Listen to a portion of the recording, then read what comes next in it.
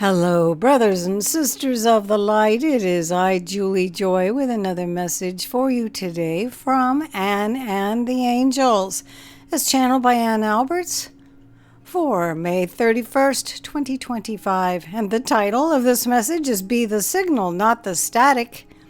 And they begin, my dear friends, we love you so very much. There are so many energies vying for your attention at all times upon your earth. There are people who want your attention, television stations that want your attention, thought forums that want your attention, and even those sitting quietly in their homes wishing for someone to reach out and help them. There are animals silently telepathing, is it time for dinner? And plants sending energetic signals that they'd like a drink of water. Indeed, your entire universe is in a dance of energetic communication, with each being and each thing broadcasting their desires for the entire universe to hear.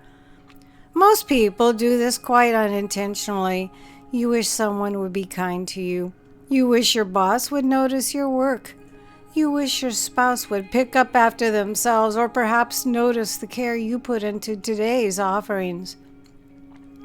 You wish your dog would stop barking and your cat would sit in your lap. You wish your kids would call more often and your political leaders would align more with your values. Dear ones, all these wishes are wonderful. You are being you, broadcasting your desires to the universe. And so is everyone else. This would be overwhelming if it were not for vibrational law.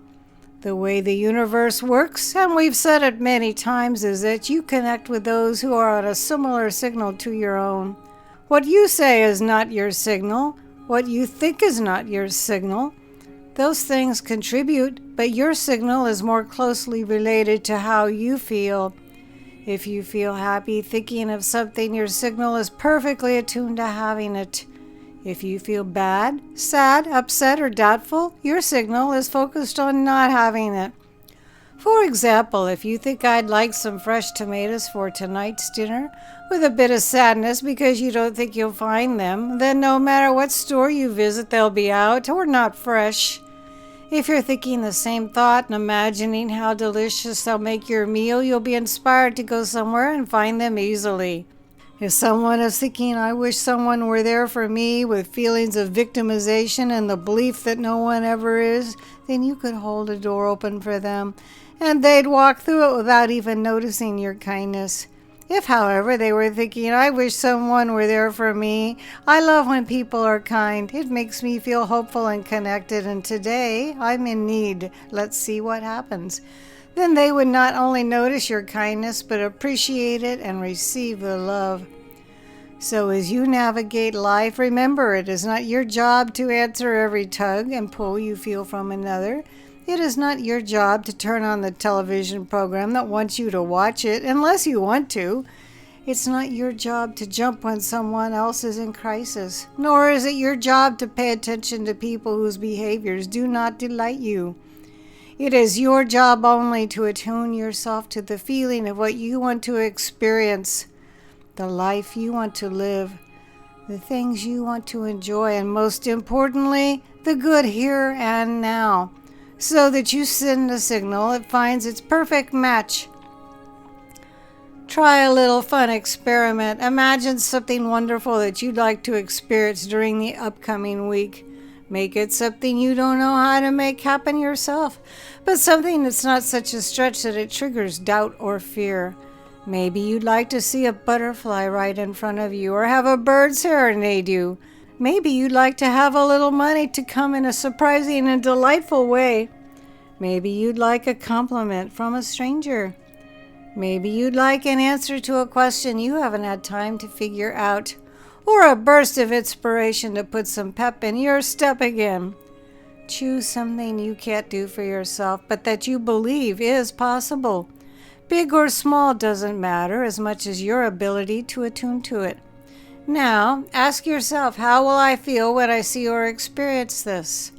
Imagine the delight of your signal hitting its target, so to speak.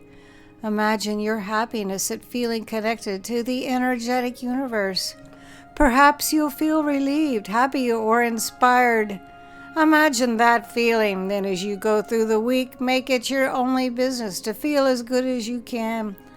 Look for things to feel good about and now and then look forward to that thing you thought about. See what shows up. Imagine yourself as a radio and be mindful of the signals you emit so you can correlate them with what comes back. As you prove to yourself that you are both receiver and transmitter, you'll better understand this amazing dance of life. You feel more empowered as the tuner that you are.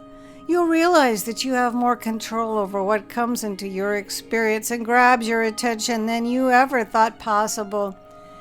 And to all of you dear empaths, you'll realize that you need not take on the frequencies of others. You don't have to jump to answer the cries. You only need to manage your own tuner a little more diligently so that you can attune to the more pleasant frequencies life has to offer. Even in a crowd, you can focus on the beauty in some souls.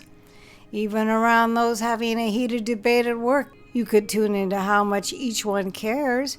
Even when you witness events you can't stand, you can focus on the courage of the souls who place themselves in such conditions, many of them angels participating in a world awakening. Look for the good, dear ones. Allow yourselves to tune into the good around you. Don't just accept the loudest broadcasts of those vying for your attention. You get to choose. You get to tune.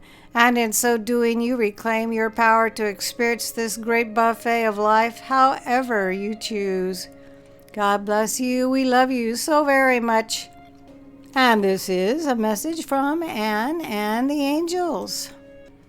These messages are always amazing, and I love to read them and bring them to you every single week. Anne Albers' own website is visionsofheaven.com. You can stop by there and see everything she has to offer. Also, this coming weekend, June 7th in Phoenix, Arizona, she's having a delightful one-day play shop with Anne and the Angels. I've always wanted to attend one of those myself. I will be able to place the words to this message below in the Show More section. Also, if you would like to sign up for her weekly email list, this is always something that I look forward to bright and early every Saturday morning, and where I get these messages that I read to each one of you. She offers a healthy recipe. She has photographs that she has taken and a link to her Etsy shop where she's always working on delightful projects just for all of you.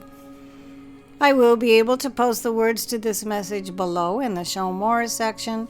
I am Julie Joy, your servant of the light, and it's always my tremendous pleasure and great honor to be able to be the voice of the angels for all of you.